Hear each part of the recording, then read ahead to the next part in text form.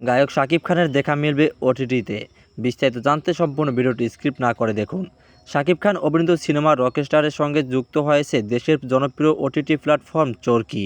Ajman Russo পরিচালিত এই সিনেমার শাকিব খানকে গ্যাংস্টার বা অ্যাকশন হিরো নয়, বরং একজন গায়ক হিসাবে দেখা যাবে এই প্ল্যাটফর্মে। চরিত্রের প্রযোজনে তিনি ওজন কমিয়েছেন এবং লুক এনেছেন অমূল্য পরিবর্তন।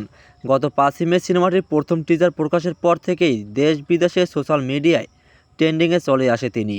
শাকিব খানকে বৈচিত্র্যময় লুকে একজন সঙ্গীতশিল্পী হিসাবে দেখে ভক্তদের দর্শকের মধ্যে উন্মাদনা ছড়িয়ে পড়ে। চরকি এই সিনেমার সঙ্গে যুক্ত হওয়ার খবরে দর্শকের উচ্ছ্বাস প্রকাশ করেছেন এবং এই সিনেমাটির নতুন গান বা ভিডিও প্রকাশের দাবি জানিয়েছেন সামাজিক যোগাযোগ মাধ্যম। সিনেমার সবকটি গানের কথা ও সুর করেছেন আহমেদ হাসান সানি, যিনি নিজেও কণ্ঠ দিয়েছেন। সঙ্গীত পরিচালনায় আছেন জাহিদ নীরব। অঞ্জন চৌধুরী পিন্টু নিবেদিত সান মোশন পিকচার্স লিমিটেডে প্রযোজিত এই সিনেমাটি চিত্রনাট্য লিখেছেন নুসরাত ফারিন, সংলাপ লিখেছেন আয়মান আসিফ, স্বাধীন ও সামিউল। আজমান রুশোর গল্পে নির্মিত এই সিনেমাটি কেবল বিনোদন নয়, বরং একজন সঙ্গীতশিল্পীর জীবন সংগ্রাম ও উত্থান পতনের বাস্তব অভিজ্ঞতা তুলে ধরবে।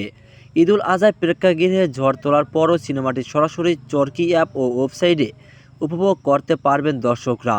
তবে চরকিতে মুক্তির দিনক্ষণ এখনও চূড়ান্ত হয়নি।